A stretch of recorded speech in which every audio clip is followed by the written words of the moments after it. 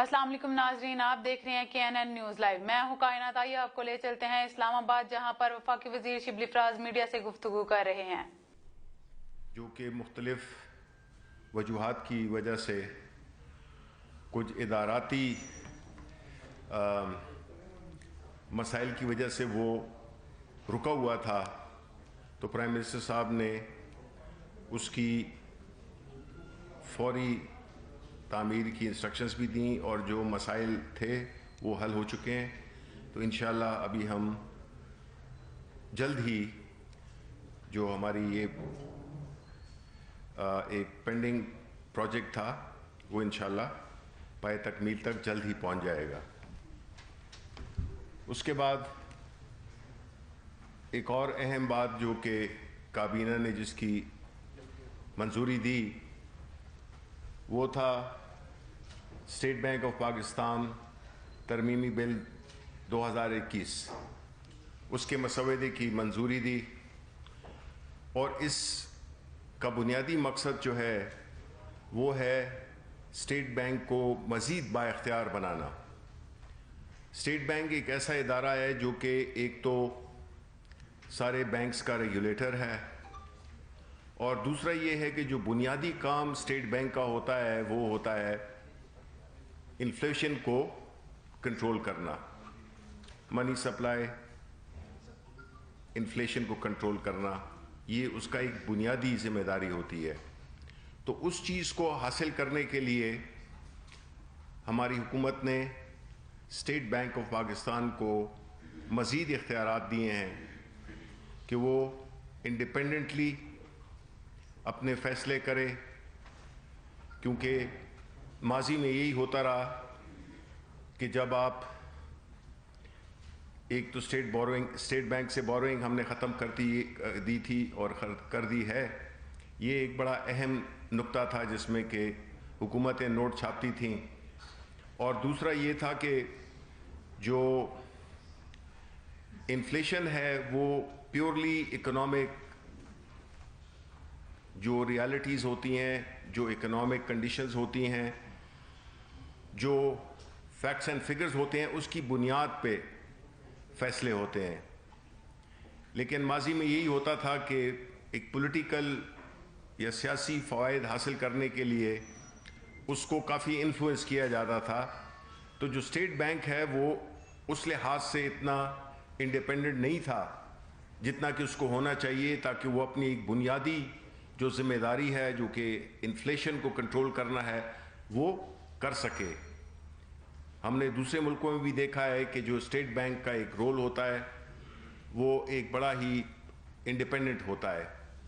تو یہ اس اقدام سے بہت زیادہ فرق پڑے گا، اور آپ کی انشاءاللہ انفلیشن بھی نیچے آئے گی، اور اسٹیٹ بینک ایک بڑا ہی ایک انڈیپینڈنٹ اور اسٹرانگ ادارہ بن کے ابھرے گا۔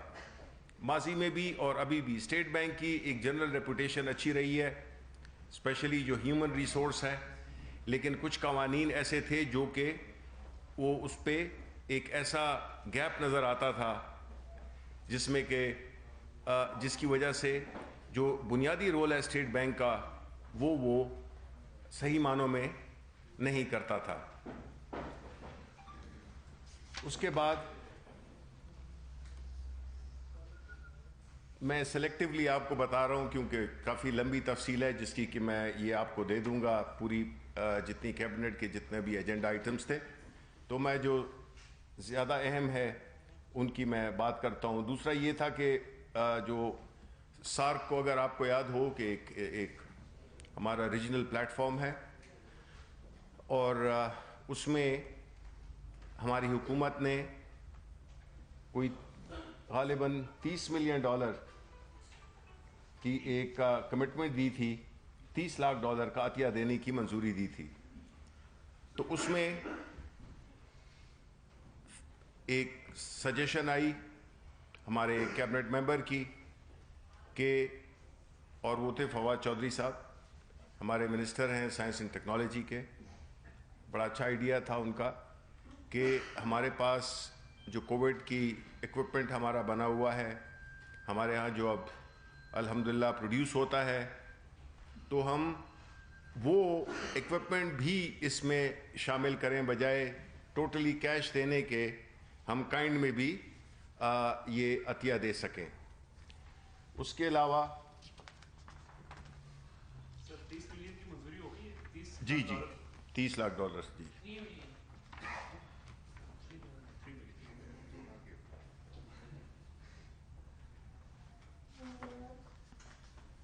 پھر کابینہ نے اعزاز احمد کو مینیجنگ ڈائریکٹر نیشنل NTDC کا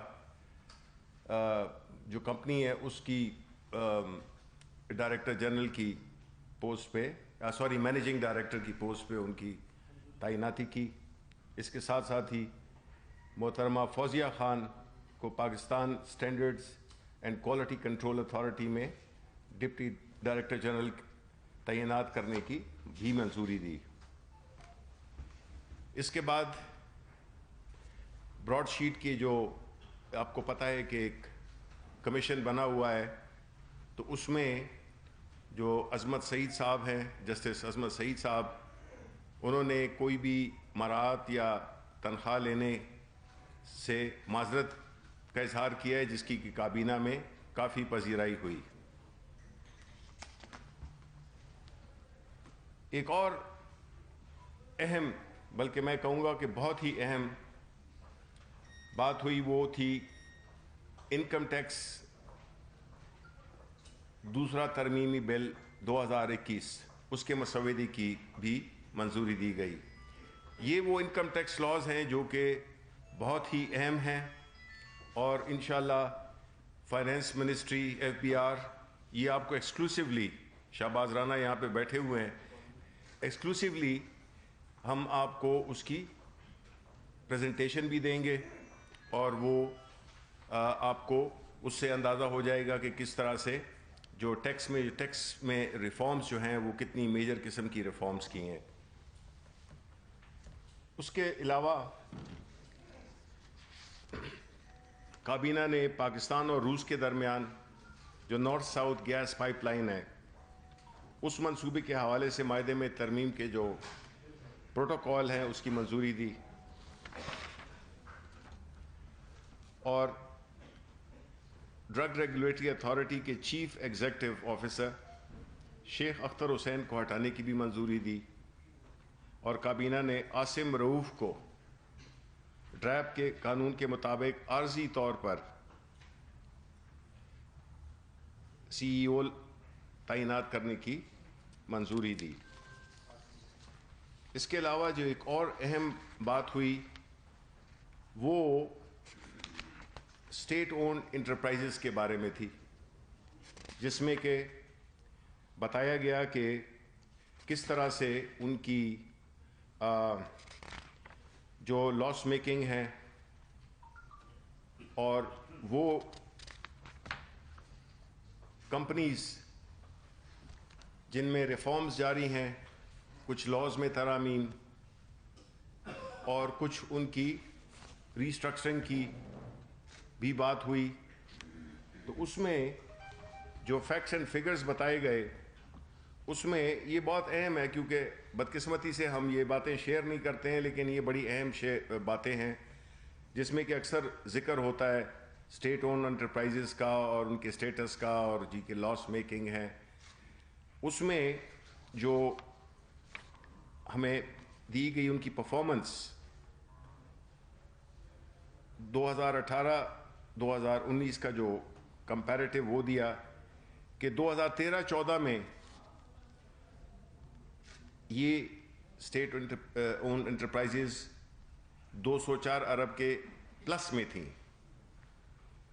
پھر 2014-15 میں وہ نیچے آئیں، 61 ارب پہ آ گئیں، اس کے بعد 2015-16 میں یہ ریورس ہو کے 237 ارب پہ پہنچ گئیں، پھر 16-17 میں یہ کم ہو کے 187 ارب ہو گئی، پھر 17-18 میں یہ 286 ارب پہ ہو گئی، اور 18-19 میں یہ 143 अरब रुपए हो गई, यानी कि जो मिला था हमें विरसे में, जो नुकसान एसओईज कर रही थी उसको हमने आधा कर दिया, यानी नुकसान को आधा कर दिया, 286 से 143 अरब पे ले गए।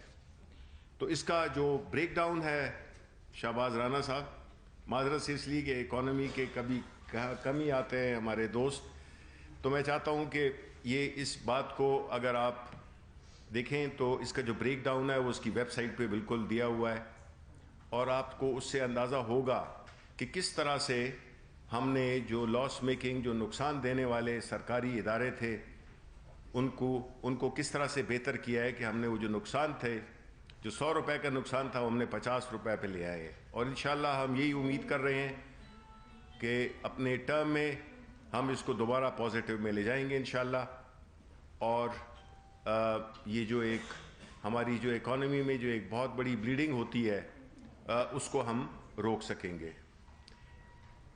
बहुत बहुत शुक्रिया। अब आपके कोई सवालात हो। शिबली फराज साहब, ये बताइएगा कि एक बड़ा चैलेंज है इस वक्त हुकूमत के लिए जो चेयरमैन सेनेट का इंतखाब है, तो आज काबीना में कुछ इस हवाले से डिस्कशन हुई कि जो सेनेट की इस्लामाबाद वाली नशिस्त अक्सरियत होने के बावजूद हुकूमत हारी, और अब चेयरमैन सेनेट के इंतखाब में क्या नताइज एक्सपेक्ट कर रही है हुकूमत?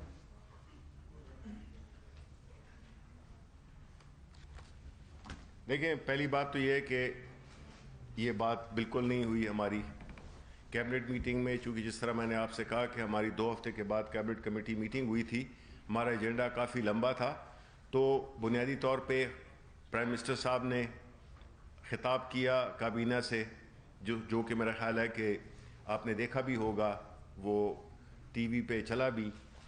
तो उसके बाद हम सीधा एजेंडा पे आ गए और एजेंडा के ख़त्म होते ही हमारी काबीना की मीटिंग ख़त्म हो गई। शिबली फराज साहब, ये जो पोजीशन इस वक्त जो है, सर एक तो ये बता दें, ये जो आपने स्टेट लोन का बताया, क्योंकि इनकी जो समरी गई थी उसमें ये था कि इन इदारों को प्राइवेटाइज किया जाएगा, वो रिकमेंडेशन थी। एक तो वो बता दें, वो उस रिकमेंडेशन का क्या हुआ, इदारों के नाम भी बता दें। दूसरा, ये ब्रॉडशीट की जो आपने सही शेख साहब की समरी थी, वो सुप्रीम कोर्ट के रिटायर्ड जज के बराबर उनको दरबार बरात देने की समरी थी, वो समरी विड्रॉ गई है, उस पर क्या डिसीजन? जी हाँ, बिल्कुल। आप शायद लेट आए हैं या क्या है इस पे? हमने आप लेट आए हैं ना, तो आप हमेशा लेट आते हैं, तो सवाल हमें दोबारा उसकी बात हम कर चुके हैं।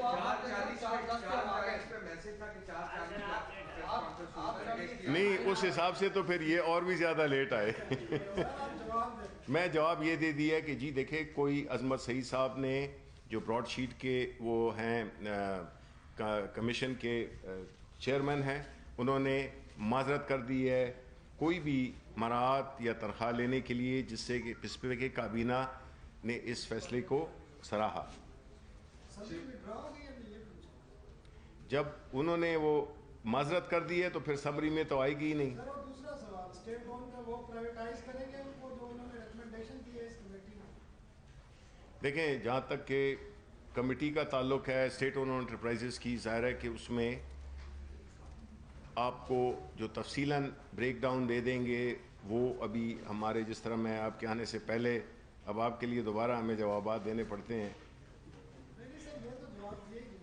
क्यों नहीं दिया है? वो आएंगे, अपने हमारे फाइनेंस मिनिस्टर भी आएंगे, और जो हमारे एडवाइज़र्स हैं वो भी आएंगे, और वो इनकम टैक्स पे भी, और एसओईज़ की जो ये जो लिस्टिंग है इस पे भी आपको अपडेट देंगे।